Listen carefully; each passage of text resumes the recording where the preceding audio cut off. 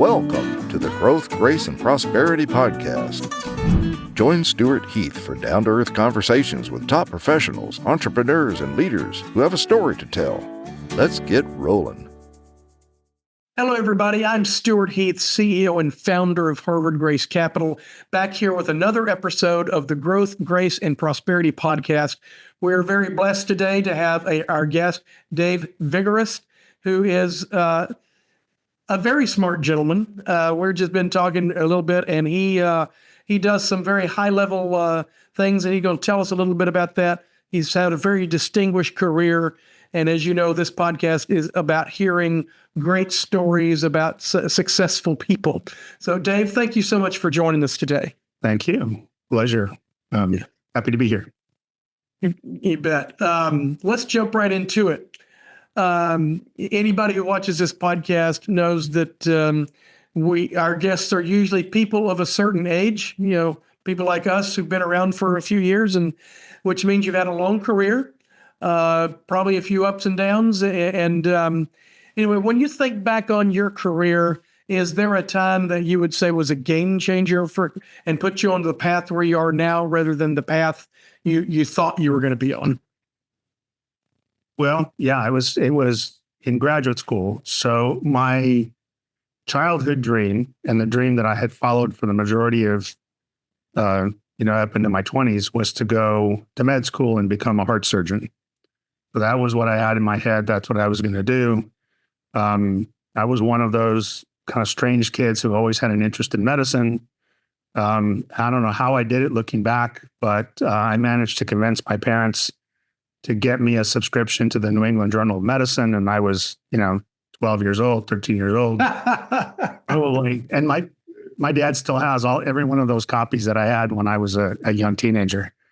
So that was my plan. That was my mission. And when I got into the time after undergraduate to apply to med schools, it's not always an easy thing to get into med school, right? So right. You think, wow, this, is this the right path? Is this the right thing? Because it's long applications and tests and all kinds of stuff that you have to do to qualify to get into med school.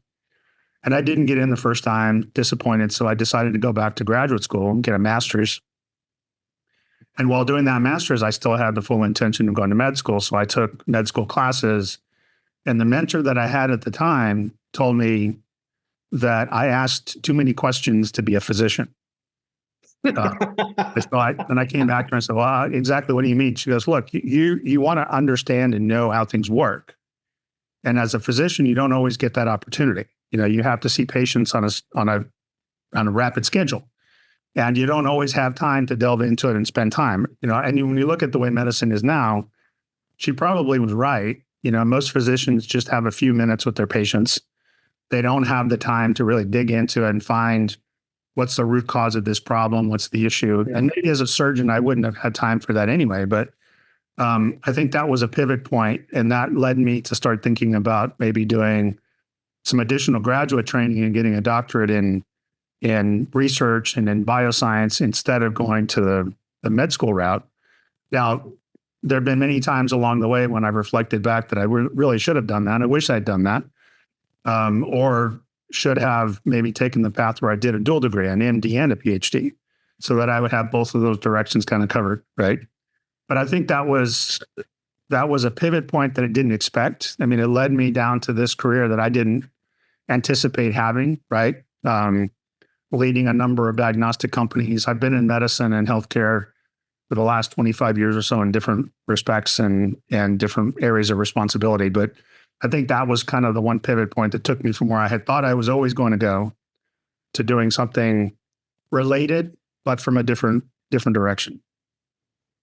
So your early interest in medicine and heart surgery, did that come from a family member or a TV show or? No, I mean, if anything, maybe it came from Quincy, but yeah, right. I thought he was an ME. He was a pathologist. Yeah. But that's the interesting thing is the majority of my training has been in the area of pathology. Yeah. I did, when I was an undergraduate, I worked for a private hospital in their pathology department. I helped with autopsies. I did all kinds of stuff in the pathology lab. when I came to Vanderbilt here back in 99, I went into the pathology department. So my degree is in molecular pathology.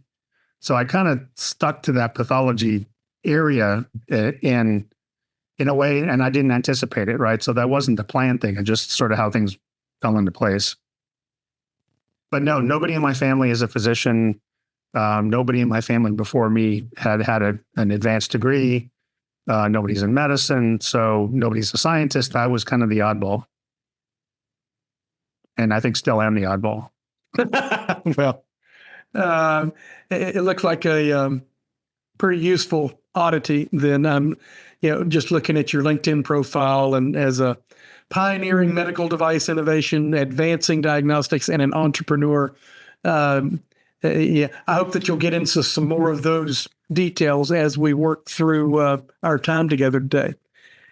So, Dave, everybody hits a bump on the road. And you've already talked about, having to change directions. Maybe there was another time. Sometimes the bumps in the road are painful. Is there a time that you can share where, again, you're going down a path and you ended up having to change directions and that was unexpected? Is there something you can share with us about that? Well, I mean, once I got into, I spent a good part of the time in academics. So, I mean, I was on faculty at Vanderbilt. I was kind of on track to be a professor of sorts. But one of the training avenues that I had was at St. Jude. And I liked the idea of having things that were translational, doing something in the lab that translated to a patient that did something for them. So about 10 years ago, I got recruited out of a strict academic kind of post into an entrepreneurial post. And that's where kind of the bumps come along, right? You're founding a company, you're starting the company up, you're trying to find resources and funding and, going through the FDA and doing all these kinds of things. And there's always a lot of hiccups along the way. It's kind of like a washboard gravel road. You're always kind of just jostling along. So areas of kind of difficulty have always come up on that side of things, right? Trying to found a company, trying to get the financial resources. So there have been probably 3 companies that we tried to start that just kind of didn't take off, right? And I think, unfortunately, we were at the wrong time. We were doing things ahead of our time. We were thinking about doing something that was kind of ahead of its time, and nobody wanted to buy into it at that time, right? Now they've come back to us, and some of those ideas that we had 10 years ago are kind of in favor now. So the hiccups have always been sometimes trying to think ahead of where we are and not being the right timing, right? So timing for me has sometimes been very, very off in trying to get things started and get things launched. And so we've had to restart several times. Companies have had to restart at least 3 times. So that's always kind of one of those, you're really excited, you're moving forward at light speed, and then you kind of hit the brick wall and have to start over again. Yeah.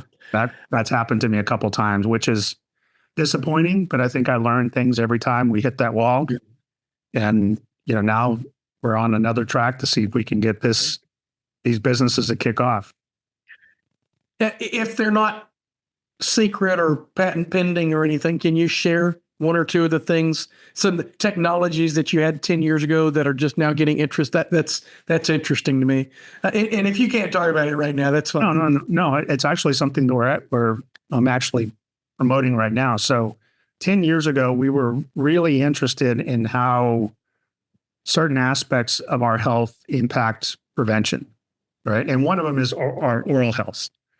So 10 years ago, we were talking about the impact of your oral health to your heart and your brain and your liver, and no one understood it. The dentists don't understand it, right? They don't get trained in this. So we tried to establish a lab 10 years ago that focused on prevention medicine, but nobody was interested in prevention then. Everybody was kind of in a reactionary medical model. So you get sick and we treat you, not let's make sure you don't get sick in the first place. Right. So, that idea 10 years ago was still kind of foreign to a lot of practitioners and clinicians. And now we're starting to see an expansion in concierge medicine and functional medicine. And the mindset now is hey, wait a minute, let's not let you get sick.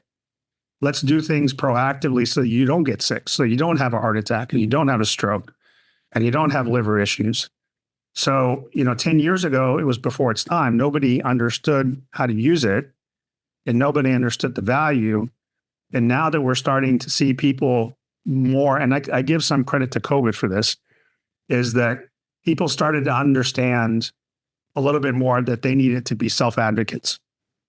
And if I could give you a tool, an easy tool that you could prevent brain disorders or heart disease or liver problems or diabetes, they started to get more engaged in that and they started to advocate more for themselves. And I don't know what it was about COVID. Maybe, being sequestered gave us that time to reflect on it. Maybe it was because we didn't have access to healthcare, so we had to try to be healthy more, right? We were thoughtful about it. So, now it's starting to come into a place where clinicians are interested, they're accepting of the idea, and they're accepting of the tools that we're trying to offer them. But 10 years ago, they weren't. My own personal doctor, I'd say stuff to her and she looked at me kind of curiously, like, what are you talking about? Why would we want to prevent disease? It was odd. And it to me just made sense. Yeah, you're telling an entire business that's based on treating symptoms or treating that, we want to stop that. Yeah. So, we want you to, in cardiology, for example, you go to your cardiologist not to stop the first heart attack. You go to prevent the second and third heart attack, right? Right. What I was telling them was, well, we don't want you to have the first heart attack. Right. Right. So in effect, I was telling the cardiologist, I want to put you out of business. Right.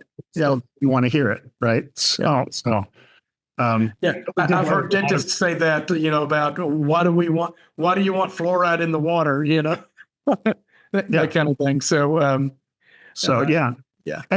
And all we're really trying to do is to give them a tool to make them better at it, not take the work away from them, but just to make them better at it. And that concept, I think, was very foreign to them. It's getting better. It's not mainstream yet, but we're getting closer to more adoption. I agree. And my whole understanding of healthcare is just from a patient point of view. But I agree. I think the culture is catching up to living healthier and being smarter about it rather than just taking something to react to a symptom. Yeah, it's certainly helping that people, I think, are realizing that they can, in fact, advocate for themselves. Like you can go to your doctor, and if he doesn't tell you what you want, it's okay for you to object. It's okay for you to say, look, you really need to listen to me. I'm telling you something that's important to me, give me that test, give me that whatever, because I want to be healthier, right? And I don't want to come see you so often. And in part because you only have 7 minutes for me anyway. So, right? And I think that's where a lot of functional medicine and concierge medicine is starting to get more of a, more interest, is because you go to these physicians and they have time to talk to you. Yeah. They'll talk to you for 30 minutes. They'll talk to you for an hour. They'll make sure that they understand what you're going through and how they can put together a plan for you to be better. It costs you money, but in the end, it actually costs you less than what you pay for your insurance premiums. So, and you get all the time you want. Correct. So, and you feel like you got heard. Yeah. Right. Exactly. Yeah. All right. Let's move on to learning. I have young kids, and I'm always telling them, I'm a CPA, and I've spent the last couple of months getting my continuing education in because I got a report at the end of the year for my license, and so there's learning we have to do, then there's learning that we need to do. How do you approach staying current? And you're in a cutting edge type of field. You're the one trying to learn new things and tell other people about it. How do you do that? Both professionally and personally, just share with that if that question makes any sense to you. It does. I mean, for me, because of the area that I'm in, it's very easy to get behind, right? I mean, when I was doing my training, I was mostly in immunology and infectious disease, and there's somewhere close to about 50,000 articles, scientific articles that are published every year in that field alone. So there's no way that you can keep up with all 50,000, right? But you have to kind of stay up in your little niche, or it's very quickly you're going to get left behind, right? And fortunately for me, I like learning. So I'm always looking for something new to teach myself, to understand. And I mean, if you ask my wife, I think I've tried to enroll in 3 or 4 different master's programs and nurse practitioner program and a bunch of other stuff, because I just want to keep that education going. I want to keep the desire to learn something new, because there's always something new to learn, right? So for me, it's a little easier. I don't have to read, but I like to read, right? And I'm not necessarily required to do CME or anything like that, but I do it anyway. Yeah. Just because we're in a part of medicine that moves very, very quickly. And from a business perspective, if I don't keep up on that rapid pace, we're going to get left behind. So it's both a personal desire and interest to keep learning, but also we will very quickly get scooped by somebody else if we don't keep at the cutting edge. So, and is the cutting edge always just in like published articles of either online newsletters or magazines, or it's in things that are published. It's also in having a lot of discussion with people in the space, right? Physicians, patients, advocacy groups. I mean, what's missing that we're not offering to patients? What's missing that technology 10 years ago couldn't do, right? You know, we're doing sequencing, we're doing proteomics, we're doing all of these kinds of advanced techniques to better understand our biology. And 10 or 20 years ago, the techniques didn't exist to do that. And then now, you know, people are thinking of new ways to examine our biology. And so it's not just articles, it's what's missing from the space. What can we develop that can help a doctor or a dentist or even a patient understand how to be healthier, live longer, live better? So it's a variety of different influences that come in to try to drive that continual learning. Okay, let's pivot away from medicine and science and stuff like that. Personally, and again, without any numbers, I think our audience finds it. How do you address investing your own personal cash? Again, we're looking for asset classes and in particular industries. You know, before we started recording, I don't know if you're into Beanie Babies or crypto, but yeah, how do you? This is the answer that always varies widely across all the different episodes. So how do you approach your personal investing? For me, it's kind of things that fall within my sphere of education and influence. You know, so I'm always looking at biotech companies. I'm always looking at healthcare companies. I'm looking at stuff that we all need. You know, like, unfortunately, you know, energy you always have to have, right? Yep. So there are things that it doesn't matter what the economy is like, you still always have to have it, right? You have to have groceries, you have to have fuel, you have to have housing, you have to have, unfortunately, funeral services. There's all kinds of things you have. You're never not going to have a need for that service, right? So I think about all those kinds of things. I like looking at companies that are coming up with new stuff. I'm not in crypto, mostly because I'm not sure I trust or understand it yet.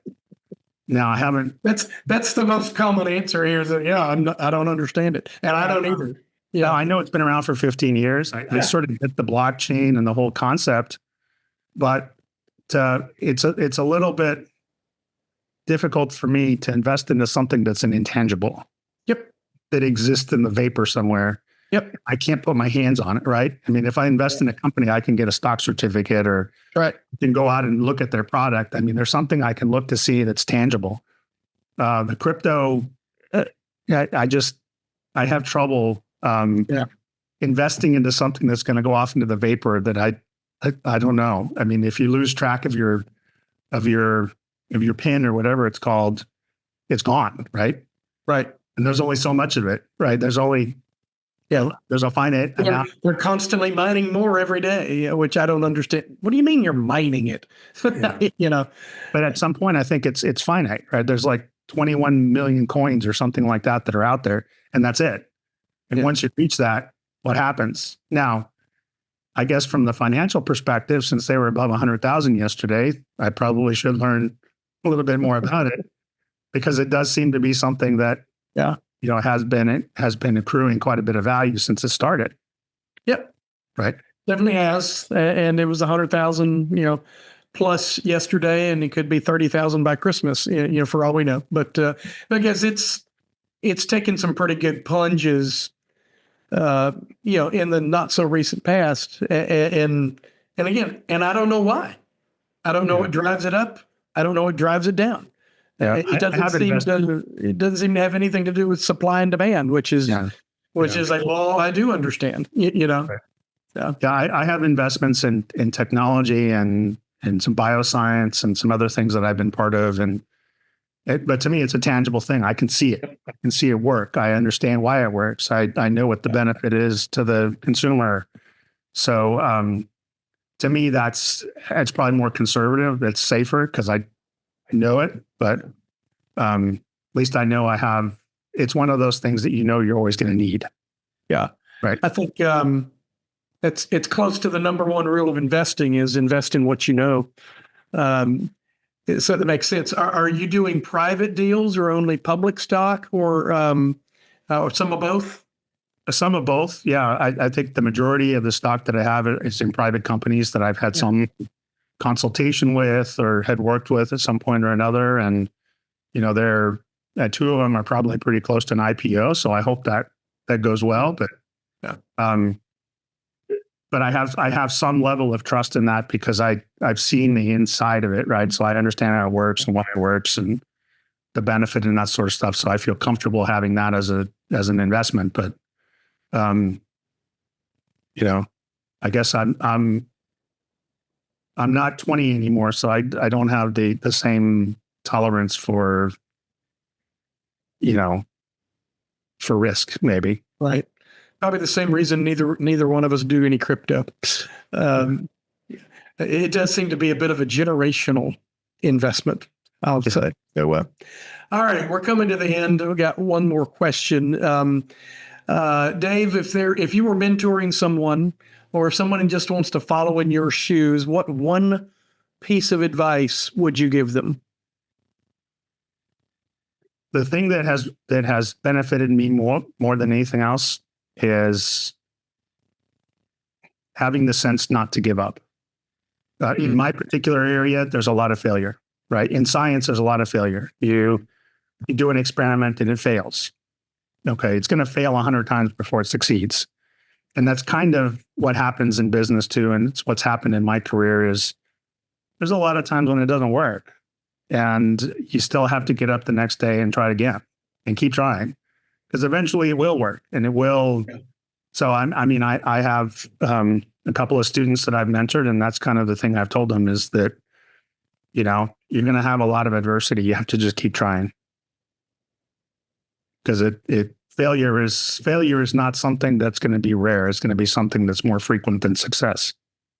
But as you get older, you realize that failure is where you learn most of what you learn. Right. So keep trying. And, I think a lot of younger people, if it doesn't work, they're just going to, okay, well, I'll go out to something else, right? You got to keep plugging away sometimes to get the reward.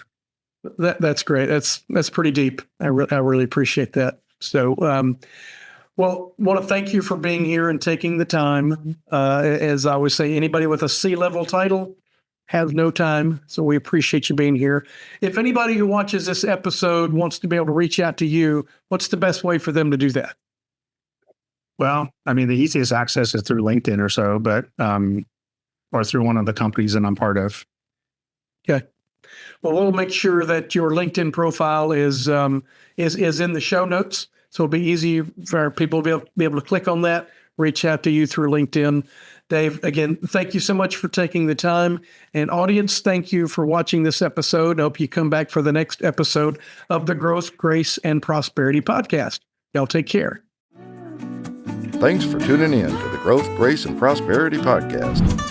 If you'd like to be a guest, visit growthgraceprosperity.com/guest. We'd love to hear your story.